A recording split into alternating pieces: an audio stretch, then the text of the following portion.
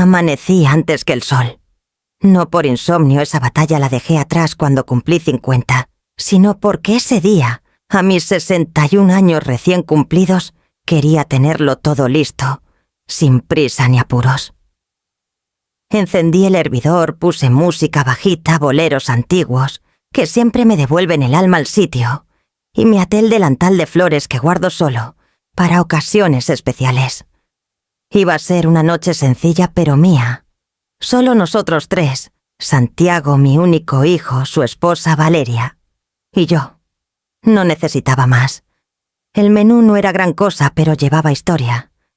Preparé el arroz con almendras que mi madre hacía en las fiestas y una lasaña de verduras que Santiago adoraba de niño, aunque ahora vivía más de sushi que de cazuela. Compré vino una botella decente, nada de etiqueta dorada, pero tampoco de cartón. Coloqué 3 copas, los platos hondos y unas servilletas de tela que bordé en otro tiempo, cuando todavía me alcanzaban los ojos y la paciencia. A las 7 en punto, sonó el timbre. Que te saques. Me limpié las manos con nerviosismo, una tontería si lo pienso ahora, y abrí la puerta con una sonrisa que ya tenía preparada desde la tarde. «¡Feliz cumpleaños, mamá!», dijo Santiago con ese tono apurado que tiene desde que se volvió adulto. Traía una caja envuelta en papel plateado, y detrás venía Valeria, impecable como siempre, con tacones incluso para subir 3 escalones. Me dieron un beso rápido, casi por compromiso. No sé si lo noté en el momento, o si lo entendí después. Lo cierto es que el abrazo fue breve y el ambiente raro. Como cuando el aire huele a lluvia antes de que caiga una sola gota. Nos sentamos a la mesa. Valeria sacó su celular y lo dejó boca abajo junto al plato. Santiago sirvió el vino sin mirarme mucho a los ojos. Yo les pregunté por el trabajo, por sus planes de vacaciones. Contestaron con monosílabos. Entonces, sin aviso, Valeria se puso de pie y dijo: «Antes de brindar, queremos darte esto». Me extendió un sobre blanco. Lo abrí con cuidado. Dentro una imagen borrosa, una ecografía. «Vamos a ser papás», dijo Santiago levantando su copa. La noticia me golpeó como un ventarrón caliente. No sabía si sonreír o llorar. Una parte de mí se llenó de ternura inmediata. Otra, más antigua y silenciosa, se preguntó ¿por qué no sentía alegría completa? «Felicidades», alcancé a decir. «Y por eso», añadió Valeria sin soltar su copa, «creemos que lo mejor sería que nos mudáramos acá. El departamento tiene espacio, está bien ubicado y... Bueno, tú ya no lo necesitas tanto, ¿verdad?» No entendí. O no quise entender. «¿Perdón?» «Es lógico, mamá», dijo Santiago ahora sí mirándome, pero con una expresión que no reconocí. «Es por el bebé. La renta está por las nubes y... tú estás sola». Mi copa tembló un poco en mi mano. «No por la edad, no por el vino. Sola». Esa palabra cayó como piedra en el centro de la mesa. «Es tuyo, claro, pero... sabes que podemos aprovecharlo mejor». No supe qué responder. La lasaña se enfriaba en los platos. La música seguía sonando, pero como desde otra casa, como si la fiesta fuera de otra persona. Yo me llamo Mariana Gutiérrez. Soy bibliotecaria jubilada viuda desde hace 10 años, madre de un solo hijo que creí que me conocía. Y esa noche entendí que había más distancia entre nosotros que kilómetros entre ciudades. Valeria tomó su celular y lo volteó hacia mí. Me mostró una grabación. En ella aparecía yo semanas atrás en la cocina diciendo algo como: «Si algún día tienen hijos pueden contar conmigo». «Lo grabamos como recuerdo», dijo ella sonriente, «pero también como promesa». Mi propia voz me traicionaba. Una frase amable dicha sin pensar se volvía ahora herramienta de presión. Brindamos al final. Por el futuro, dijeron. Por la familia. Yo levanté la copa, sí, pero ya no sabía para quién era ese brindis, ni qué celebrábamos realmente. Cuando cerré la puerta esa noche sola otra vez, Me recosté en el sillón sin apagar las luces. No lloré, solo escuché el eco de sus palabras flotando por el departamento. «Ya no lo necesitas tanto». Fue en ese momento, justo ahí, que lo supe. Tal vez tenían razón. Tal vez no lo necesitaba. Pero no como ellos creían. Lo que yo necesitaba era que nadie volviera a exigirme nada que yo no ofreciera por voluntad propia. Y eso lo decidí en silencio, con la copa aún en la mano. A la mañana siguiente, el eco de la frase seguía ahí flotando entre las cortinas y la cafetera. «Ya no lo necesitas tanto». La casa amaneció intacta como si nada hubiera ocurrido. Los platos lavados, las copas secándose boca abajo, el mantel, todavía con una manchita de vino cerca del borde. Todo en su lugar. Todo menos yo. Me serví el primer café del día sin azúcar. No por dieta, sino porque necesitaba sentir el amargor entero en la boca. Algo en mí se resistía a endulzar lo que había pasado anoche. Aún me costaba llamarlo por su nombre, pero sabía que había cruzado un umbral. Ya no era solo una incomodidad pasajera, era una grieta. Y no era nueva. Solo que ahora al fin la veía. Mirando hacia atrás, las señales estaban ahí. Valeria siempre encontraba formas de corregirme sin sonar grosera. Que si el mantel no combinaba con los platos, que si usaba demasiado ajo en la comida, que si debería vender los libros viejos porque ocupan espacio y nadie los lee ya. Santiago solía reírse con nervios cuando ella hablaba así. Yo pensaba que era su manera de equilibrar la situación. Ahora entiendo que era su forma de ausentarse sin parecerlo. La distancia entre mi hijo y yo no apareció de la noche a la mañana. Empezó con silencios cortos y se volvió costumbre. Llamadas cada vez más espaciadas. Visitas con prisa. Las conversaciones giraban en torno a temas neutros, como si la vida real, la mía y la suya, ya no tuvieran puntos de cruce. A veces me contaba algo de su trabajo, de algún viaje con Valeria, pero cada palabra venía con prisa como si costara, y yo, por no incomodar, dejé de preguntar. Recuerdo una tarde en particular. Hacía calor y tomábamos limonada en la terraza. Santiago había venido solo, lo cual ya era raro. Le pregunté cómo estaba. Se quedó mirando las plantas un buen rato antes de decir: «A veces siento que estoy dentro de una película que no elegí». No supe qué decirle. Le ofrecí más limonada. Me lo reproché durante semanas. Esa mañana, después del cumpleaños, Santiago llamó. No me sorprendió. Sabía que vendría la explicación. La llamada no duró más de 5 minutos. Me dijo que no lo tomara a mal, que era solo una sugerencia, que era por comodidad, que Valeria y él me querían mucho, que claro que el departamento era mío, pero que también debía pensar en el futuro. En su futuro. «Es que mamá, tú vives sola». Eso dijo como si esa fuera una categoría médica, una enfermedad crónica. «Y estoy bien así», respondí.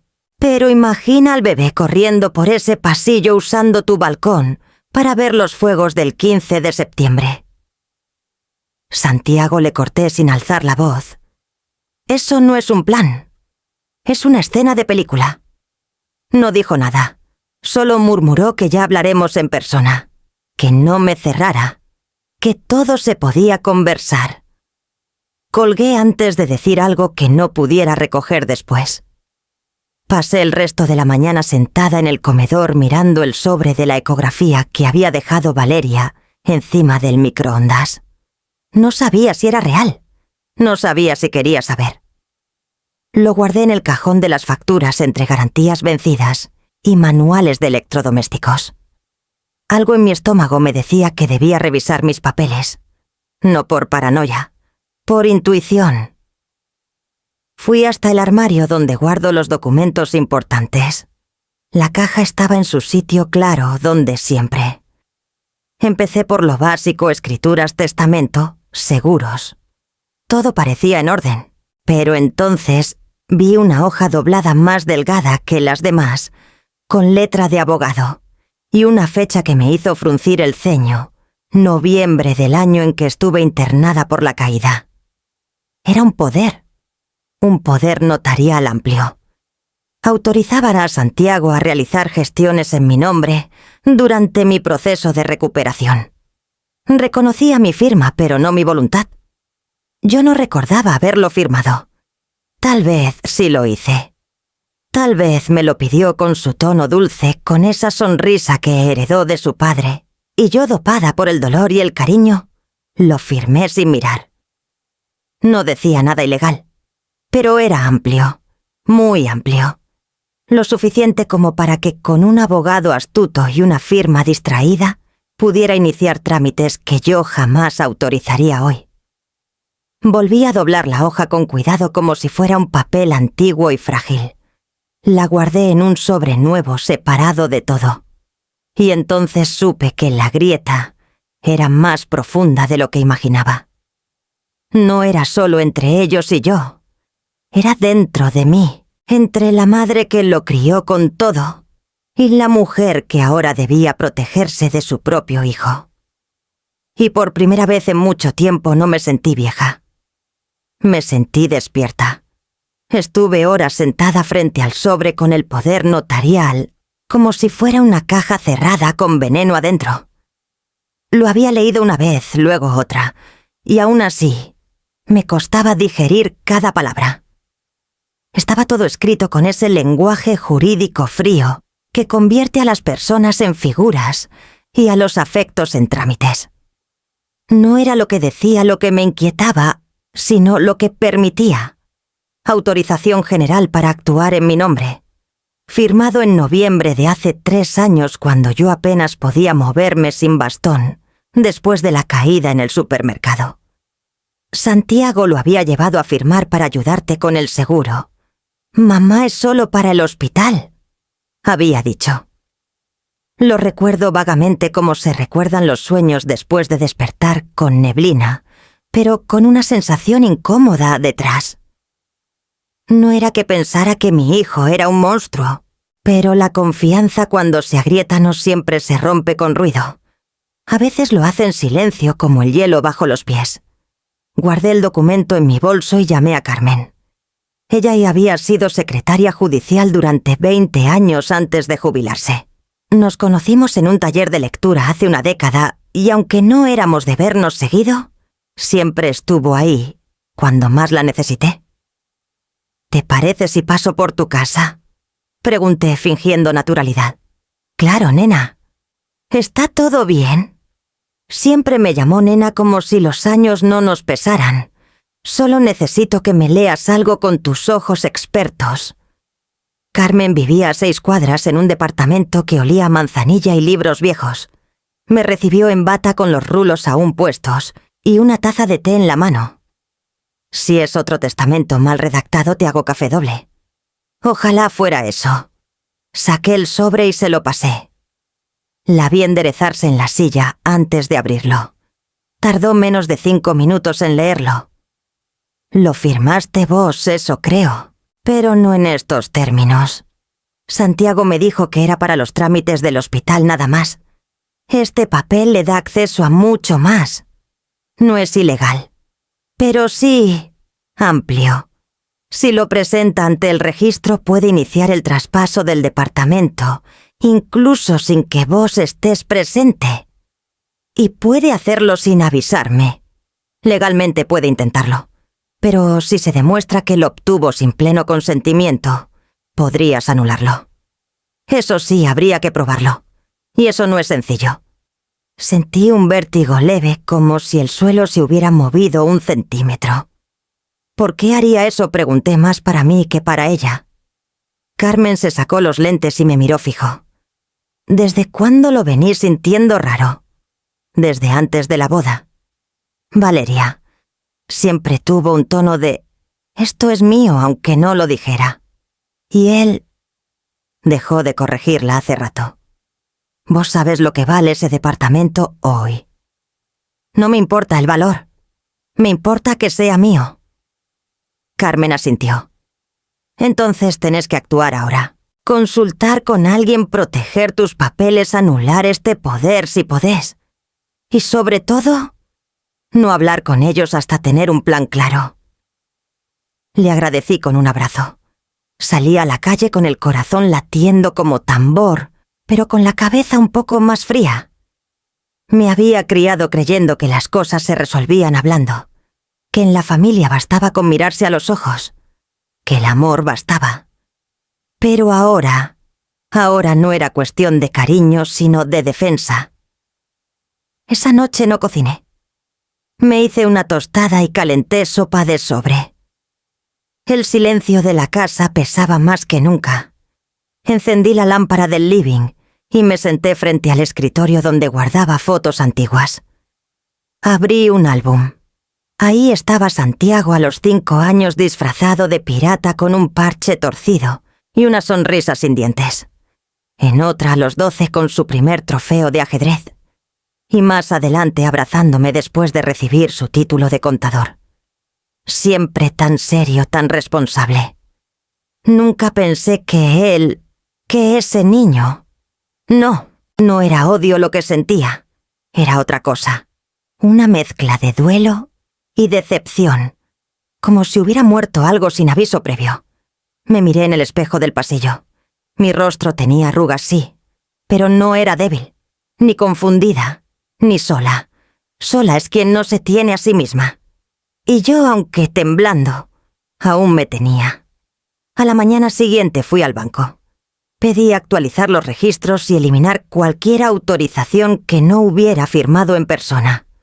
Luego pasé por una papelería y compré una carpeta nueva roja con cierre. Ahí guardé el poder notarial, el título de propiedad, mi pasaporte y una hoja en blanco donde escribí con tinta azul: Nadie más habla por mí. Cuando volví a casa noté que había un mensaje en el contestador. Era Santiago. Mamá solo quería asegurarme de que estés bien. Lo de ayer fue solo una idea. No tenés por qué enojarte. Podemos hablar cuando quieras. Te quiero. No borré el mensaje. Lo dejé ahí como testigo. Porque el amor no desaparece de un día al otro. Pero la confianza, cuando se rompe, no siempre tiene segunda parte. Esa noche dormí con la carpeta roja bajo la almohada. No por miedo, por memoria, para no olvidar lo que había empezado a cambiar. Porque a veces las traiciones no vienen con gritos ni portazos. A veces llegan con voz suave y papeles legales. Y cuando uno se da cuenta, ya está a medio camino de perderse. Yo no iba a perderme. No esta vez. Fue Carmen quien me avisó. Yo estaba en la verdulería eligiendo pimientos rojos cuando sonó el celular. Contesté sin mirar el número, distraída entre los tomates y el olor a cilantro. Mariana, querida.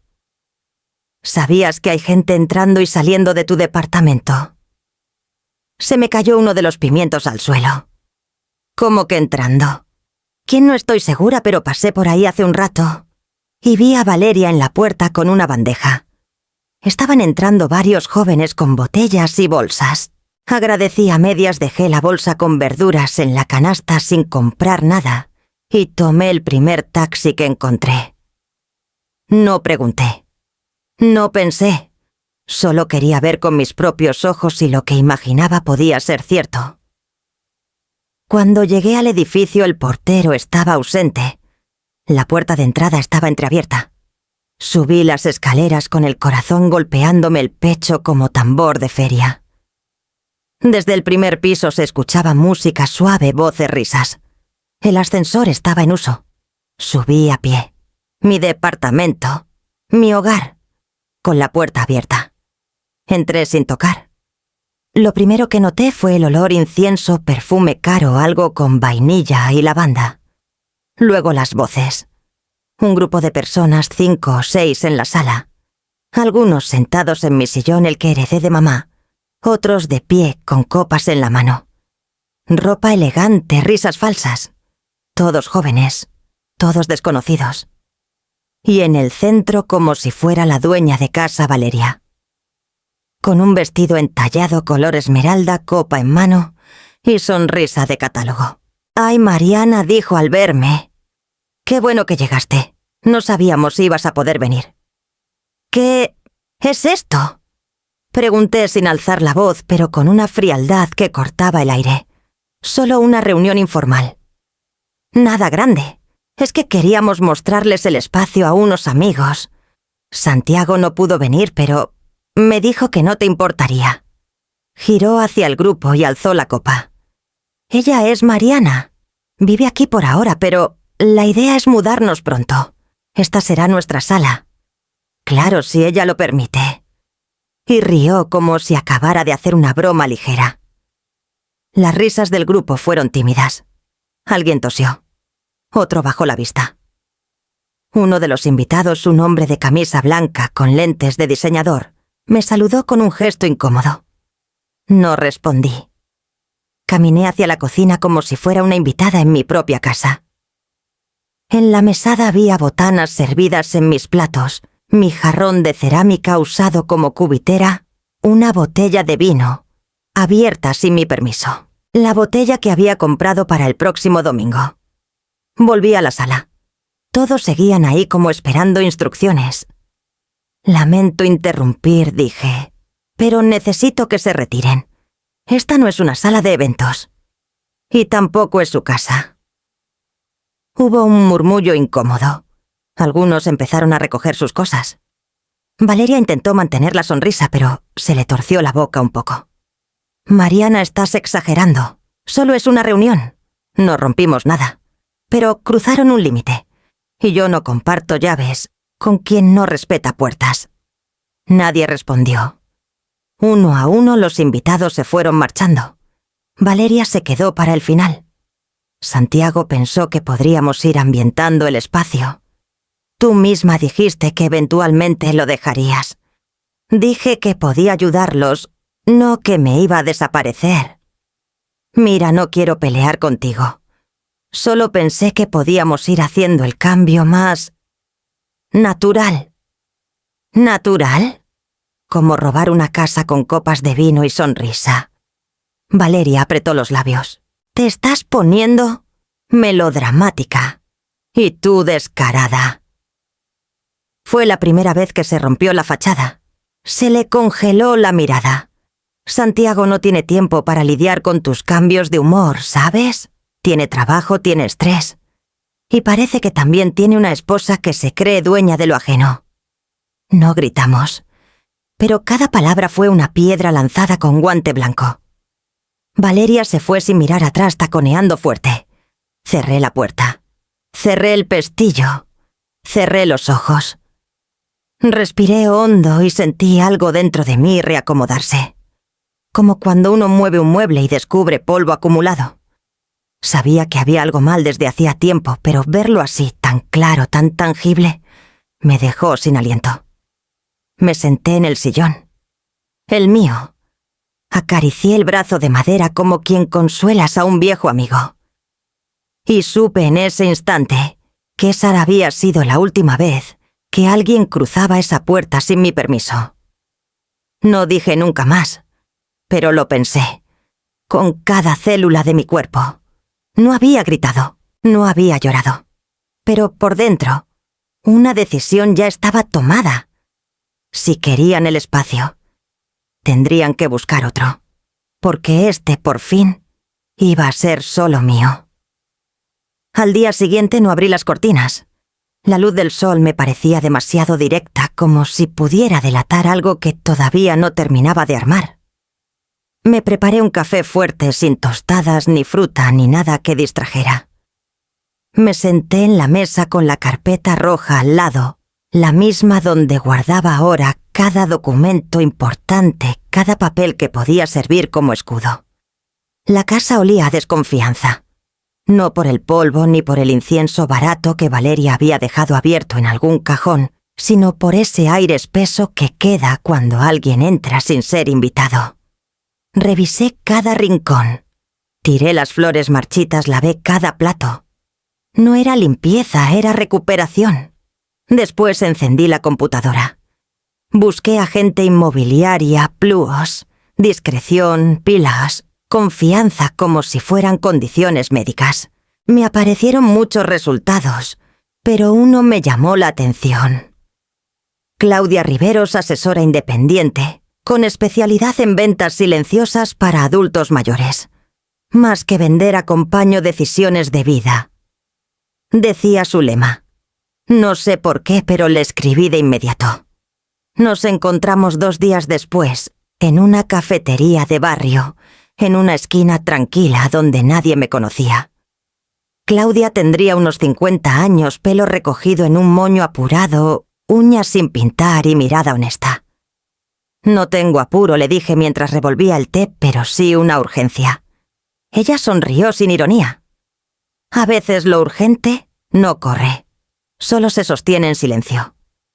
¿Qué busca exactamente Mariana? No le di muchos detalles, solo que quería vender sin avisar a nadie, sin carteles, sin visitas públicas, que necesitaba liquidez y paz. Nada más. Claudia no hizo preguntas de más. Me prometió discreción total y me pidió 3 semanas para mover su red de contactos. De ahí fui a casa con el corazón más liviano. No más ligero, pero sí más claro. Había tomado una decisión. Y cuando una mujer como yo, criada en la prudencia y la entrega, decide algo de verdad, no hay vuelta atrás. Esa noche abrí una caja que llevaba años sin tocar. Estaba en el placard debajo de unas mantas viejas entre álbumes y cosas que uno guarda por si acaso. Dentro había cartas de mi madre. Muchas. Escritas a mano con tinta azul en papeles de olor amarillento y bordes gastados. Mi madre no fue una mujer de muchas palabras en voz alta, pero escribía como si cada letra pudiera detener el tiempo. Había cartas de todos los momentos: cuando nací, cuando me fui a estudiar, cuando me casé, cuando enviudé. Algunas no las recordaba. Una en especial me llamó la atención. Si algún día sentís que te están borrando, Mariana decía, aunque sea de a poquito, no lo permitas. Ni por amor ni por pena. Una mujer no puede desaparecer de su propia historia. Leí esa frase 3 veces, luego la escribí en una hoja nueva y la pegué con imán en la heladera. Como un mantra, como una advertencia, como un faro. Los días que siguieron fueron de movimientos invisibles. Claudia me enviaba correos cifrados, me llamaba solo en ciertos horarios. Yo fingía normalidad. Llevaba el pan a los pájaros del parque, saludaba al portero, pagaba las cuentas como siempre. Pero por dentro el reloj ya había empezado a contar. Un viernes Claudia me envió una foto. Una casita blanca con tejas de barro y ventanas azules frente al mar. Estaba en un pueblo costero del que no había escuchado hablar en años San Álvaro. Recordé que mis padres me llevaban allí cuando era niña, cuando el mundo era más lento y el ruido todavía no se había comido los silencios. No es grande, me dijo Claudia por teléfono, pero tiene alma. Y nadie te va a molestar. Le pedí que la apartara. No negocié el precio. A veces la libertad cuesta lo que vale.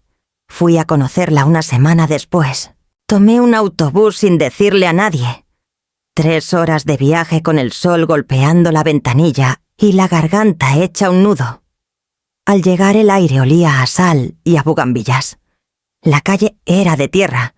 El mar estaba a 2 cuadras, pero se escuchaba como si lamiera la puerta. Entré y supe que era ahí. Tenía una cocina modesta, una habitación amplia, un baño con azulejos antiguos y un patio pequeño donde cabía justo una silla y una maceta. No necesitaba más. En ese lugar nadie me conocía. Nadie me exigía ser madre, suegra, anfitriona, mediadora, proveedora. En ese lugar yo era simplemente Mariana. Y eso bastaba. Claudia me abrazó antes de volver. ¿Estás segura?, me preguntó. Nunca estuve más segura, respondí. De regreso a casa el cielo empezaba a oscurecer. Cerré los ojos en el bus y sentí una paz que no tenía hacía años. No era alegría. Era algo más firme, más grave. La decisión ya estaba tomada. No me iban a borrar. Yo misma iba a escribir el próximo capítulo, y esta vez con tinta indeleble. El día de la firma amaneció con cielo encapotado. Ni una gota de lluvia, pero el aire tenía ese peso previo a la tormenta. Era un martes cualquiera para el resto del mundo. Para mí era el día en que le pondría punto final a una historia que otros ya habían querido reescribir a su antojo. Claudia me esperaba en la notaría con una carpeta negra discreta. Nos saludamos con un gesto sin palabras inútiles. El escribano tenía manos suaves y gafas limpias. Leyó todo en voz alta por cortesía, aunque yo ya había memorizado cada palabra en los días previos. El contrato estaba claro. La decisión tomada, la conciencia firme. Firmé con la misma pluma que había usado para firmar la hipoteca 25 años antes, cuando Santiago apenas aprendía a leer. No temblé. No dudé. No miré atrás. Cuando salimos, Claudia me ofreció acompañarme. Le agradecí, pero le dije que prefería caminar sola. A 4 cuadras encontré un banco de plaza vacío. Me senté y dejé que el ruido del tránsito me pasara por encima como una corriente. Saqué el recibo de la venta y lo guardé en el bolso junto con mi nueva llave, la de la casita blanca en San Álvaro. Esa noche ya en casa me permití un vino. Uno bueno. Lo descorché sin copa directo de la botella a la boca como un brindis íntimo. Encendí la radio. Una balada antigua de esas que hablaban de mujeres que esperaban toda la vida. Yo ya no era una de esas. Había esperado suficiente. Me tomé el día siguiente para empacar. No todo, solo lo necesario. 3 mudas de ropa. El libro de cocina de mi madre, una caja con cartas y fotos sueltas, no enmarcadas, mi carpeta roja y una pequeña planta de lavanda que había sobrevivido más que algunos vínculos. El resto lo dejé. Ni lo regalé ni lo vendí. Lo dejé como quien suelta un abrigo que ya no abriga. Fui habitación por habitación con una bolsa de tela y una calma meticulosa. Descolgué las fotos familiares del pasillo una a una. No rompí nada. Solo las guardé en un sobre sin marcar. Quité los imanes del refrigerador, barrí debajo del sofá, apagué el wifi por última vez. Revisé los cajones con el cuidado de quien sabe que no volverá. Cuando llegué al dormitorio me senté en la cama y me quedé mirando el techo por largos minutos. Ahí dormí abrazada a Santiago durante sus fiebres infantiles. Ahí lloré la muerte de mi esposo en silencio. Ahí soñé 1000 veces con nietos que vendrían a jugar sin necesidad de negociar territorios. Pero ese futuro no era para mí, no en este lugar. A las 4 de la mañana del viernes salí con una sola maleta. No desperté a nadie. No dejé notas. No cerré las persianas. Solo pasé la escoba una última vez, como quien le agradece a la casa por no derrumbarse cuando todo lo demás temblaba. Al bajar la calle estaba vacía. Ni un taxi, ni un perro, ni el canto de los pájaros que suelen madrugar más que uno. Solo mis pasos y el eco de una decisión. Tomé un auto contratado por aplicación. El chofer era joven y no hizo preguntas. Mejor así. Mientras el auto se alejaba, miré por última vez el edificio por el espejo retrovisor. No sentí tristeza, ni alivio. Sentí algo más raro, más profundo. Algo parecido a justicia. A una justicia que no necesitó gritar ni vengarse. Solo caminarse con paso firme. Guardé el celular en modo avión. Apagué las notificaciones. No había nada más que explicar. Nadie más a quien convencer. El silencio era por primera vez en mucho tiempo una elección propia y no una imposición. El camino a San Álvaro duró poco más de 3 horas. Cuando llegué el mar me recibió con su ruido constante y ese olor que mezcla sal con promesa. Abrí la puerta de mi nueva casa con manos firmes. El aire adentro era fresco, el espacio modesto, pero todo me pertenecía. Cada azulejo, cada grieta, cada sombra. Era un hogar sin herencias cruzadas ni expectativas prestadas. Coloqué la lavanda en el alféizar de la ventana. Abrí el libro de cocina por una receta marcada con una mancha de aceite. Puse aguas a hervir. No por necesidad, sino por costumbre, por ritual, por arraigo. No surgía. Eso lo sabía con certeza. Había actuado desde la raíz. No con rabia, sino con soberanía. Nadie me echó. Yo me fui. No porque me sobrara el valor, sino porque ya no me cabía el miedo. Y en ese gesto simple, sin testigos ni aplausos, me recuperé. Pieza por pieza. Nombre por nombre. Vida por vida. La carta llegó un miércoles por la tarde en un sobre amarillo con el sello del juzgado o estampado en tinta azul. No la esperaba, aunque parte de mí ya lo intuía. Cuando el pasado no puede controlarte, grita. Y Santiago había gritado. Con abogados. La casera doña Elvira, una mujer menuda con voz de cigarra y corazón de acero dulce, me la entregó con cierta incomodidad. Perdón que me meta, Mari, pero... esto tiene pinta de ser cosa seria. Asentí sin decir nada. Me encerré en la casa, me senté en la silla del comedor, la misma donde tomaba café mirando al mar, y abrí el sobre. Leí despacio, aunque las palabras ardían rápido. Santiago R. solicita al juzgado la evaluación de capacidades legales de su madre, Mariana Gutiérrez, con el fin de establecer una tutela preventiva, alegando signos de deterioro mental y decisiones impulsivas que comprometen su bienestar patrimonial y personal. No lo creí. Lo leí otra vez. Y otra. Cada palabra era como una bofetada extendida en papel. Deterioro. Incapacidad. Tutela. El hijo que yo parí amamanté. Abrigué con cuerpo y alma. Ahora decía que no estaba en condiciones de vivir por mí misma. Que necesitaba un tutor. Que me estaba perdiendo. Y todo porque había vendido un departamento que, aunque él no lo quisiera admitir, nunca fue suyo. Lloré. No de tristeza ni de miedo. Lloré de pura desolación. Me acosté sin cenar con la carta al lado como un animal muerto.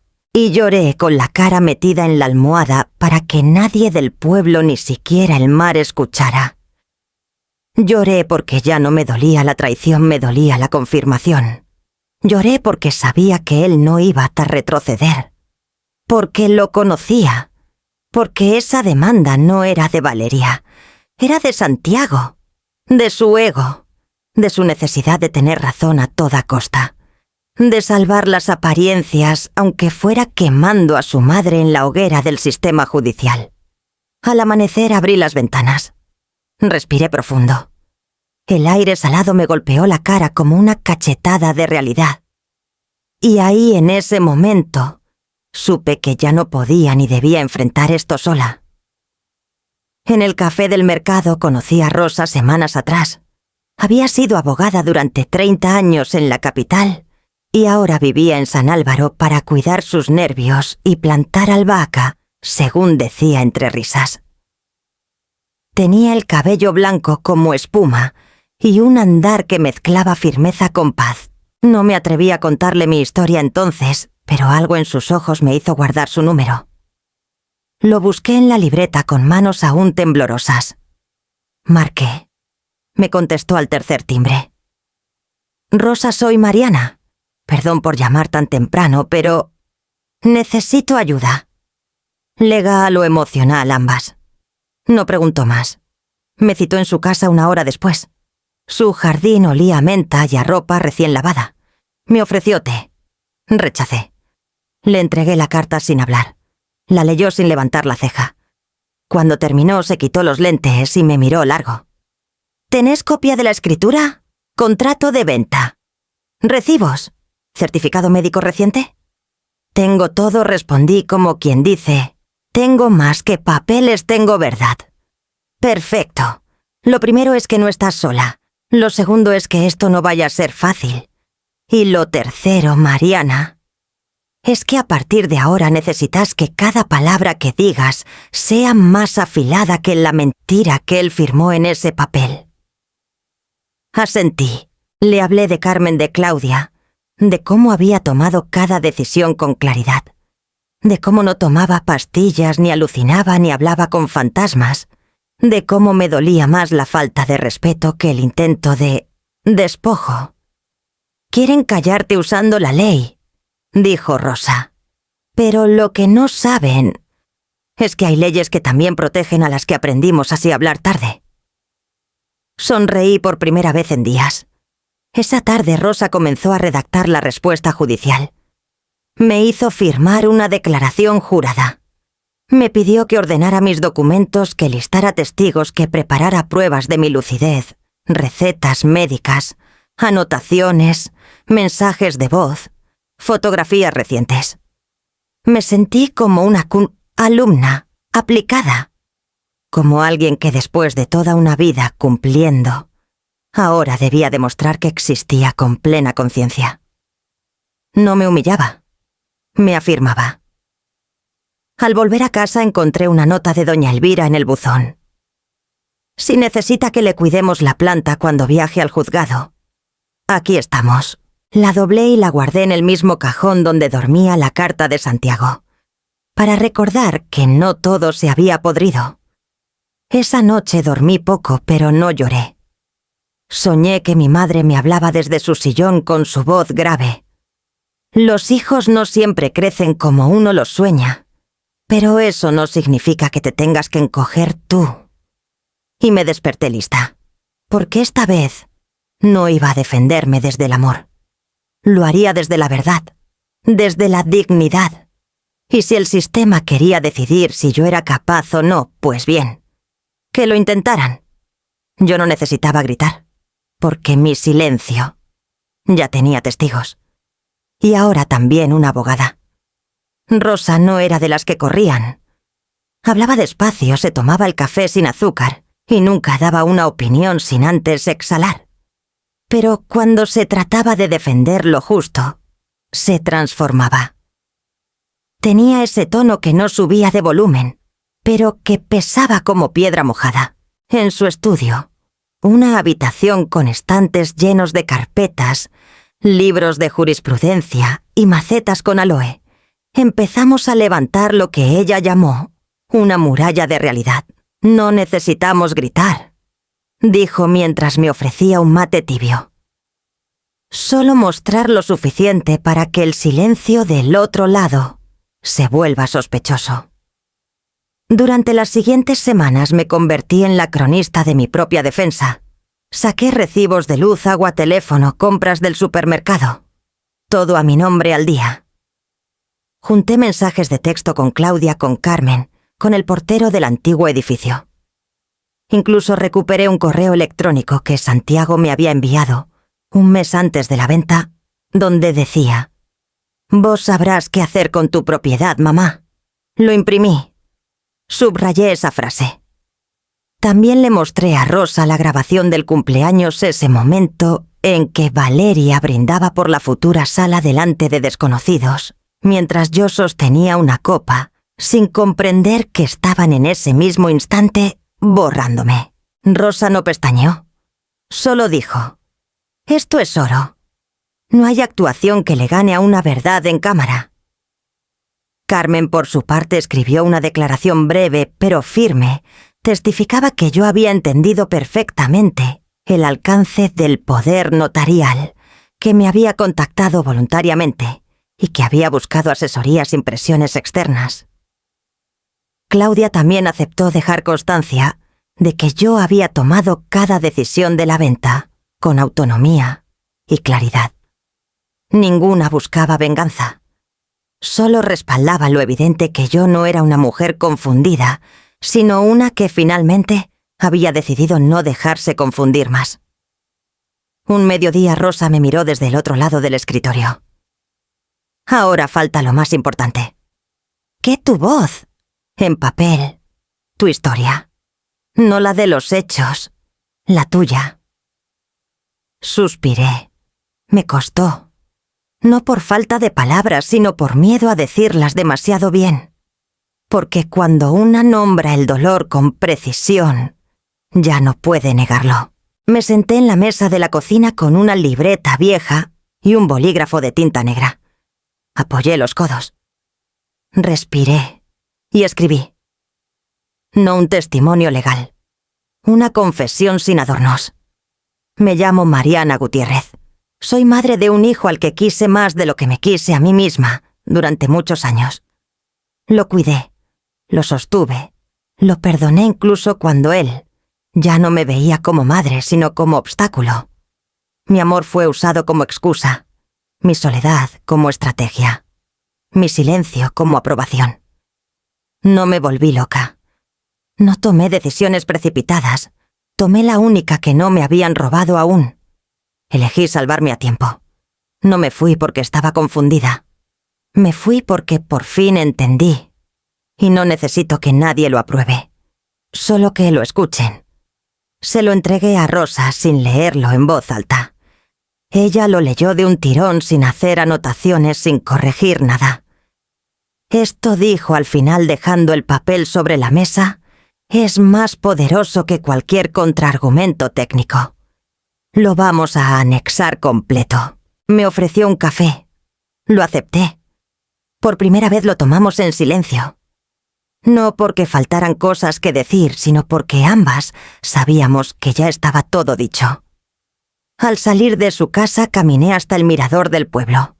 El mar estaba inquieto, gris con espuma rompiendo en las piedras. Me senté en la baranda, cerré los ojos y recordé otra vez las palabras de mi madre. Nunca dejes que te borren. Las había leído tantas veces que ya no parecían suyas ni mías, sino universales. Como si cada mujer mayor tuviera una versión de esa advertencia escrita en el corazón. Esa noche Rosa me llamó.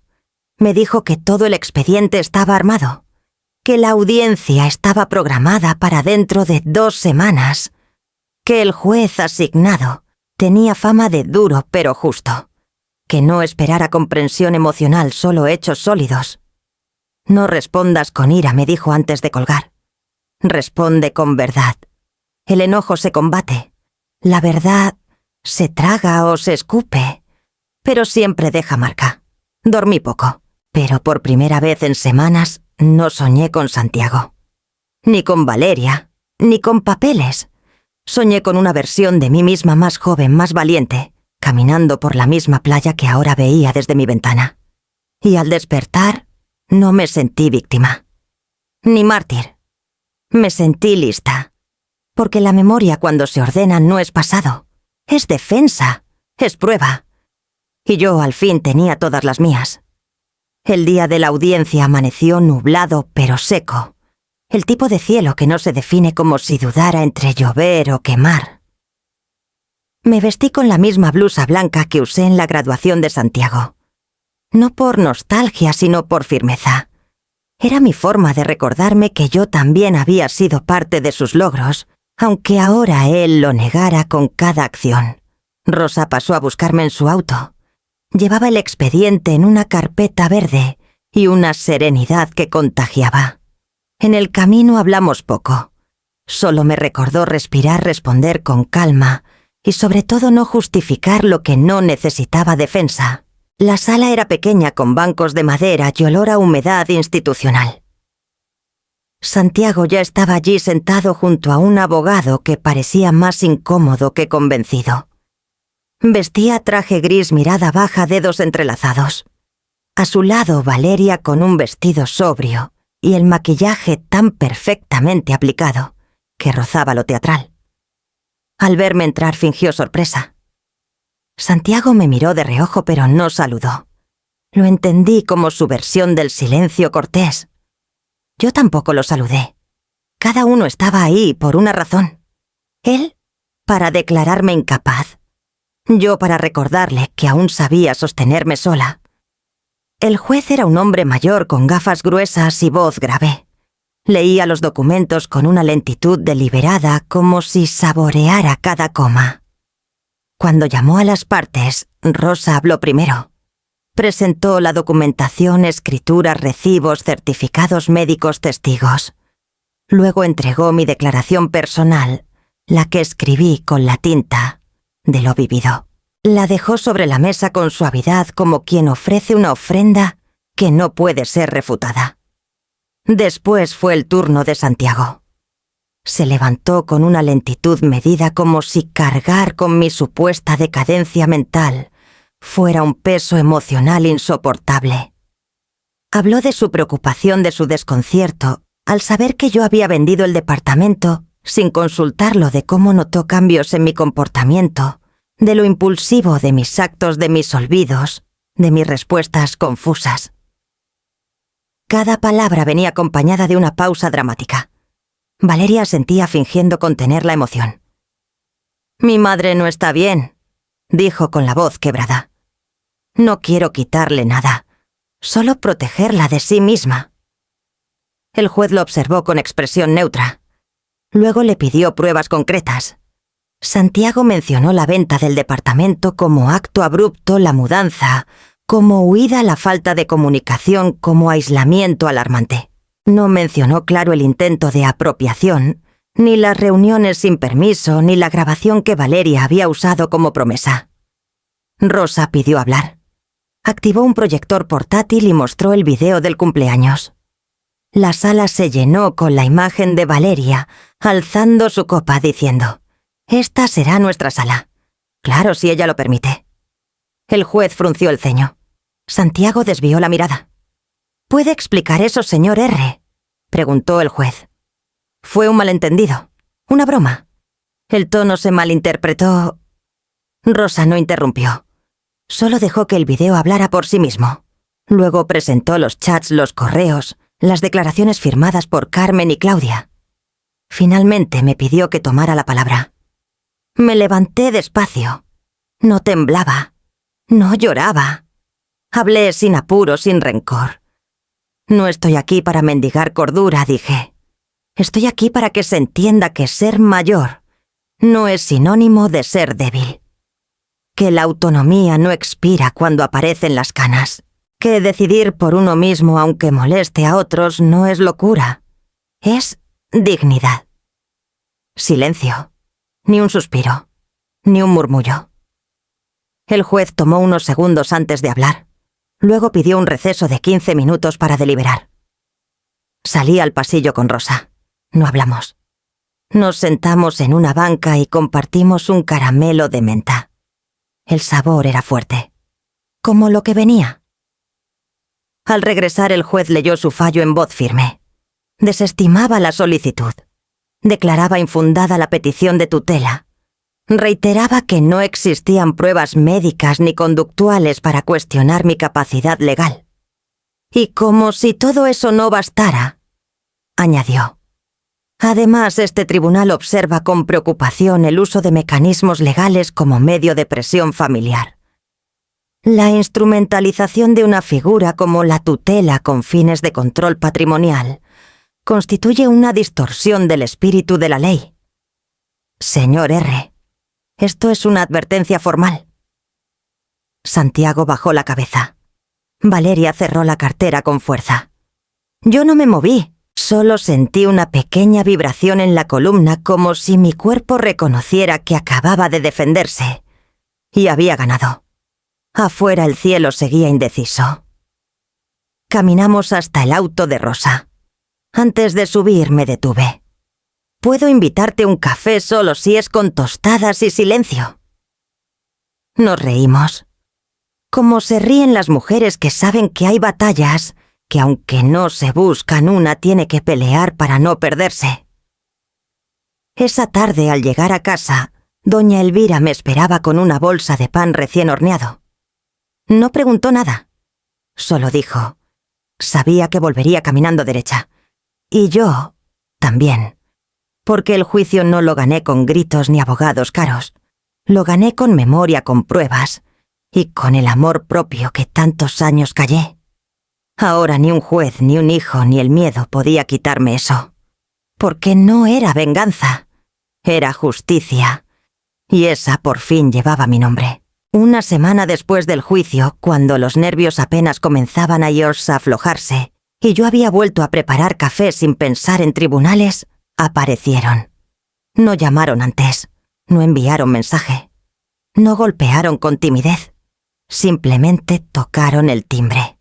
Largo, firme, como si el sonido pudiera abrir la puerta por sí solo, como si el solo hecho de llegar les diera derecho a entrar. Entrar.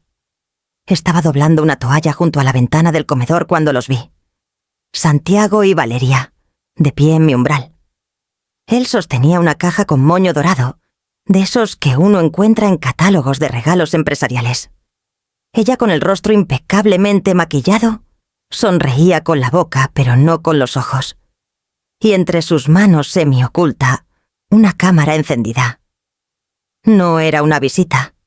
Era una escena. No abrí del todo. Solo entreabrí la puerta lo suficiente para mirarles las intenciones.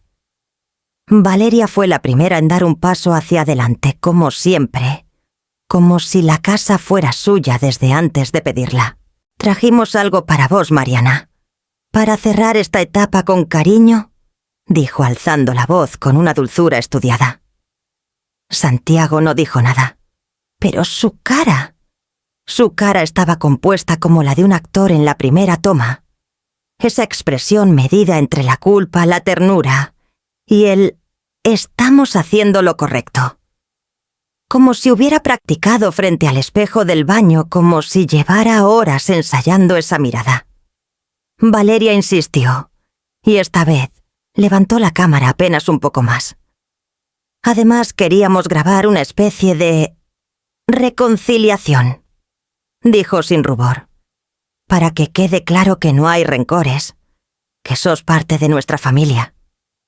La palabra reconciliación se estrelló contra el marco de la puerta como un vaso mal apoyado. No era un gesto de paz, era un acto de marketing emocional. Una escena pensada para el público, no para mí. Porque si realmente hubieran querido reconciliación, no habrían acudido a un tribunal a cuestionar mi capacidad. No me habrían querido tutelar. No habrían convertido mi dignidad en un documento cuestionable.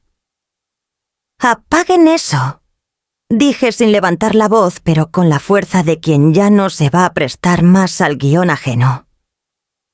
Valeria fingió no entender, como si todo fuera un malentendido estético. «¿El qué?», preguntó con una ceja levantada. «La cámara. Apaguen eso y váyanse». Santiago por fin habló. Su tono era tibio, el mismo que usaba de adolescente cuando rompía algo y quería que yo lo arreglara sin consecuencias. «Mamá, no hagas esto más difícil. Vinimos a darte una segunda oportunidad de arreglar las cosas. Una segunda oportunidad. ¿Para qué?», le respondí, sin moverme. «Para que finjan que me cuidaban mientras me sacaban la casa. Para que me graben como si fuera parte de un show». El silencio fue inmediato. Me miraron, sí, pero no con sorpresa, con molestia contenida. La caja con moño comenzó a temblar levemente en las manos de Santiago. No sé si por rabia, por nervios o por frío, o por el peso real del acto, porque a veces lo más liviano se vuelve insoportable cuando no hay alma detrás. Esta es mi casa, mi puerta, mi silencio. Y ustedes no entran, dije. Y entonces cerré. No de un portazo, con calma, con pulso controlado, con el corazón pateándome el pecho, sí, pero sin cederle ni un centímetro a la culpa. Porque ya no era enojo lo que me sostenía. Era una convicción limpia, afilada, y más fuerte que cualquier vínculo deformado por la costumbre. Detrás de la puerta escuché el crujido de la grava bajo sus pies al dar media vuelta. Valeria murmuró algo, no logré entender qué. Santiago no respondió. El motor del auto arrancó con ese sonido seco que hacen los finales y se perdió entre el zumbido constante de la costa. Me quedé apoyada contra la madera durante varios minutos. No lloré, no grité, pero las piernas me temblaban. Porque enfrentarlos no dolía menos con cada intento. Porque saber que uno tiene razón no evita que duela la herida. Porque la memoria, por más que una la sostenga con firmeza, a veces se afloja y se cuela en el cuerpo como una corriente de aire. Esa noche, mientras el viento hacía vibrar las ventanas, encendí el celular. Busqué su nombre en la agenda. Santi. Solo eso, sin apellidos, sin corazones, sin apodos cariñosos. El mismo nombre que usé para llamarlo a cenar, para despertarlo antes de la escuela para calmarle la fiebre. Lo eliminé. Luego bloqueé el número. Después hice lo mismo con el de Valeria. Abrí la aplicación de fotos. Deslicé hasta el último álbum. Miré las imágenes donde aparecían juntos sonriendo, en una Navidad donde yo aún pensaba que todo se podía reparar. Seleccioné una por una. Las borré. No por venganza, por salud, por cordura, porque hay que dejar espacio en la memoria para nuevas escenas, para fotos que no duelan. Antes de dormir abrí mi cuaderno y escribí, sin pensarlo demasiado. No siempre la sangre llama, a veces solo repite. Y yo ya no voy a responder. Cerré los ojos con esa frase, latiendo todavía en la yema de los dedos. Afuera el mar seguía rompiendo contra las piedras, igual que siempre. Pero yo ya no era la misma, porque hay puertas que cuando se cierran bien, no vuelven a abrirse jamás. Y eso esa noche me dio paz. Una paz nueva, una que no tenía moño, ni cámaras, ni guiones. Solo silencio y voluntad, y una certeza sin testigos, lo que no se permite. No se repite. El primer pan que horneé en San Álvaro fue un desastre monumental. Se quemó por fuera y quedó crudo por dentro como si no pudiera decidir en qué estado quería existir. Lo dejé sobre la encimera, lo miré con resignación y terminé usándolo como tope de puerta. Pero no lo tiré. No por tacañería, sino porque tenía valor simbólico, era prueba de que había empezado. A la semana siguiente, el segundo pan al menos olía bien. El tercero, ese sí sabía ahogar. No era cocina de necesidad, ni de nostalgia. Era una forma callada de decirle a mi cuerpo que sí, que yo también podía empezar desde cero. San Álvaro no era pintoresco como las postales. Tenía esquinas peladas por el viento salino, paredes con humedad vieja y calles de tierra que se encharcaban fácil. Pero tenía lo que yo más necesitaba. Nadie me conocía. Nadie me nombraba con el tono de quien cree tener derechos sobre una. Nadie me preguntaba por Santiago ni por los nietos. Me decían Doña Mariana como si ese fuera el único nombre que necesitara. Y por fin lo era. Las mañanas me pertenecían. Me despertaba sin despertador con la luz colándose entre las cortinas de lino.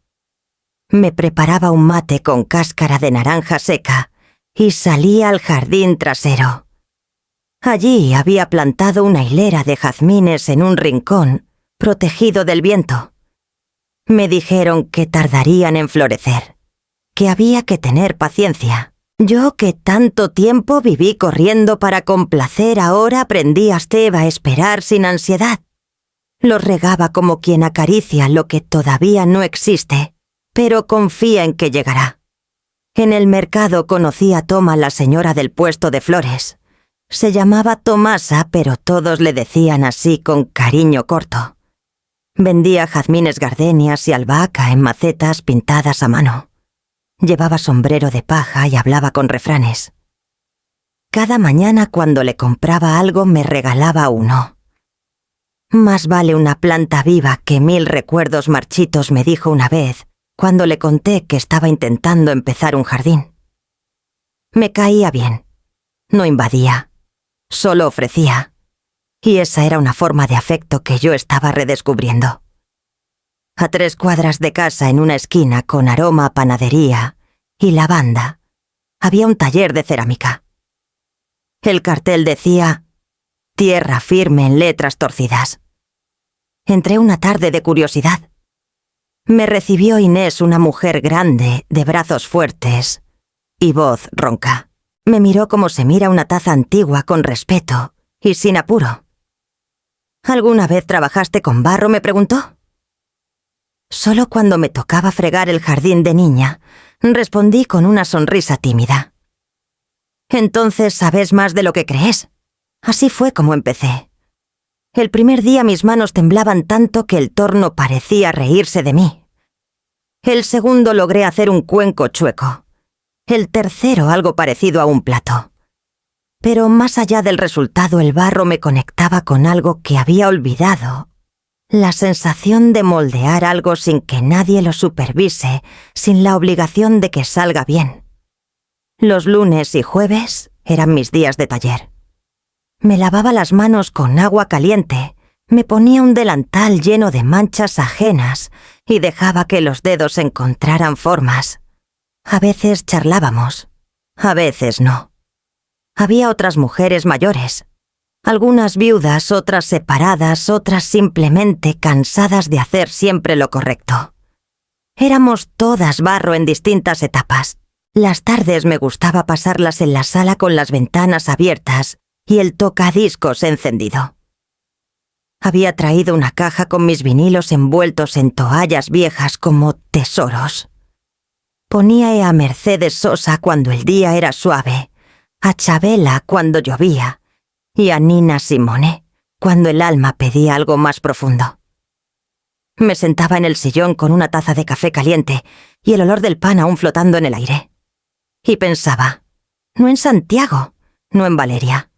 Pensaba en mí, en esta mujer de 61 años que por primera vez no debía explicarse a nadie. Un jueves, mientras regaba los jazmines, me detuve. La manguera seguía corriendo, pero yo me quedé inmóvil, como si una certeza me hubiera tocado el hombro. No pensaba en nada específico. Solo sentía el agua cayendo sobre la tierra y el olor húmedo subiendo como incienso invisible. Y ahí, en ese instante, entendí algo que antes solo intuía. No estaba esperando a nadie.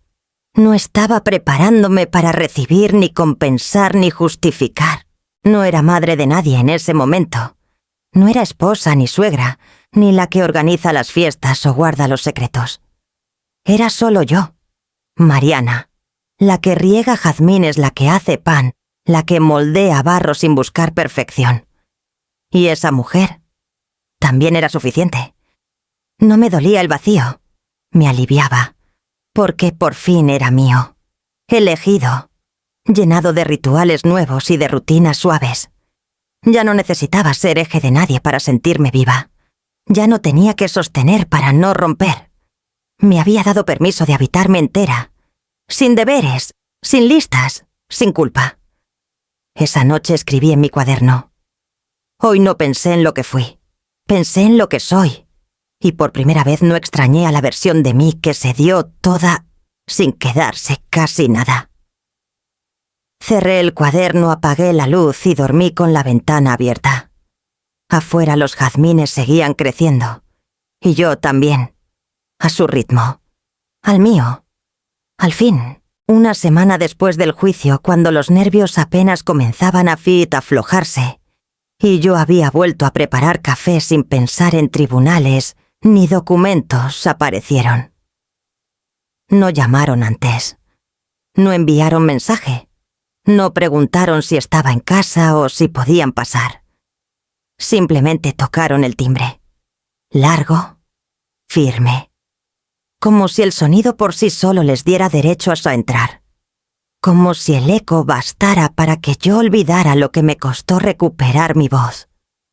Estaba doblando una toalla junto a la ventana del comedor cuando los vi. Santiago y Valeria, de pie en mi umbral. Él sostenía una caja con moño dorado, de esos moños grandes que parecen más caros que el contenido. Ella, como siempre, perfecta, maquillaje, intacto, ropa, sin una arruga, sonrisa calculada, que no le alcanzaba los ojos, y entre las manos una cámara, pequeña, encendida, apenas visible, pero imposible de ignorar. No era una visita, era una escena. No abrí del todo, solo entreabrí la puerta lo suficiente para verles las intenciones. Valeria fue la primera en hablar como siempre. Dio un paso adelante segura, como si la entrada le perteneciera, desde antes de pronunciarse.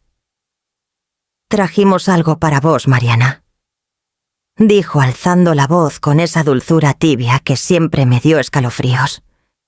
«Para cerrar esta etapa con cariño». Santiago no dijo nada, pero su rostro parecía tallado, una expresión medida casi ensayada entre culpa, ternura y control. Como si hubiera pasado horas frente al espejo, eligiendo el gesto justo. Como si viniera más dispuesto a que lo perdonaran que a pedir perdón. Valeria insistió esta vez levantando la cámara un poco más, dándole protagonismo. Además queríamos grabar una especie de reconciliación, dijo sin rubor alguno. Para que quede claro que no hay rencores, que sos parte de nuestra familia. La palabra reconciliación se estrelló contra el marco de la puerta como un vaso mal apoyado. No era un gesto de paz, era un gesto para la cámara, un acto de marketing emocional, una escena pensada para el público, no para mí. Porque si realmente hubieran querido reconciliación, no habrían presentado una demanda pidiendo mi tutela. No habrían intentado hacerme pasar por incapaz solo porque vendí lo que era mío. No me habrían convertido en una carga legal ni en un personaje secundario de su relato de sacrificio. «Apaguen eso», dije sin levantar la voz, pero con la fuerza de quien ya no está dispuesta a repetir el mismo capítulo. Valeria fingió no entender. Frunció el ceño como si todo se tratara de un malentendido trivial. «¿El qué?», preguntó, aunque sabía perfectamente a qué me refería. «La cámara. Apaguen eso y váyanse». Entonces por fin Santiago habló. Su voz sonaba cansada, pero no cansada de pelear, sino cansada de no poder manipular. «Mamá, no hagas esto más difícil. Vinimos a darte una segunda oportunidad de arreglar las cosas». Lo miré fijo. ¿Una segunda oportunidad para qué? ¿Para que finjan que me cuidaban mientras me sacaban la casa? ¿Para que me graben como si fuera parte de un show silencio? No sorpresa, solo molestia contenida. La caja con moño temblaba en las manos de Santiago. No sé si por rabia, por nervios o por el peso exacto de lo que estaban haciendo. A veces lo más liviano se vuelve insoportable cuando se sostiene sin verdad. Esta es mi casa, mi puerta, mi silencio. Y ustedes no entran. Y cerré, no de un portazo, con calma, con precisión, con el corazón pateándome las costillas, sí, pero sin ceder 1 milímetro a la culpa. Porque ya no era el enojo lo que me sostenía. Era algo más firme, más limpio. Una convicción afilada como una llave nueva. Del otro lado de la puerta escuché el crujido de la grava bajo sus zapatos al dar media vuelta. Valeria murmuró algo, pero no logré entender qué. Santiago no respondió. El motor del auto arrancó con ese sonido seco que hacen los finales, cuando ya no hay duda. Se fueron. Se fueron como llegan los que no saben que es demasiado tarde. Me quedé apoyada contra la puerta varios minutos. No lloré, no grité, pero las piernas me temblaban. Porque enfrentarlos no dolía menos con cada intento. Porque tener razón no evita que duela la herida. Porque incluso cuando una sabe que está haciendo lo correcto, el cuerpo necesita tiempo para acostumbrarse a vivir, sin lo que un día quiso amar sin condiciones. Esa noche, mientras el viento hacía vibrar las ventanas, encendí el celular. Busqué su nombre en la agenda. Santi. Solo eso. Sin apellidos. Sin corazones. Sin diminutivos. El mismo nombre que usé durante décadas para llamarlo a cenar, para despertarlo para la escuela, para decirle que lo quería. Lo eliminé. Luego bloqueé el número. Después, Hice lo mismo con el de Valeria. Abrí la galería de fotos. Deslicé hasta el último álbum. Miré las imágenes donde aparecían juntos sonriendo en una Navidad, donde yo todavía creía que todo podía repararse si una se esforzaba lo suficiente. Seleccioné una por una. Las borré. No por venganza, por salud, por cordura, por respeto propio, porque hay que dejar espacio en la memoria para nuevas escenas, para fotos que no duelan. Me preparé un té. Lo tomé sentada en el sillón en silencio. Escuché el sonido del mar rompiendo contra las piedras, el mismo de todas las noches, pero distinto, porque ahora era solo mío, porque ahora no tenía que traducírselo a nadie. Antes de dormir abrí mi cuaderno y escribí sin pensarlo demasiado. No siempre la sangre llama, a veces solo repite, y yo ya no voy a responder. Cerré los ojos con esa frase aún latiendo en los dedos. Afuera el mar siguió su curso, igual que siempre. Pero yo ya no era la misma, porque hay puertas que cuando se cierran bien, no vuelven a abrirse jamás. Y eso esa noche me dio paz. Una paz nueva, una que no tenía moño. Ni cámaras, ni guiones, solo silencio y voluntad. Y una certeza sin testigos: lo que no se permite, no se repite.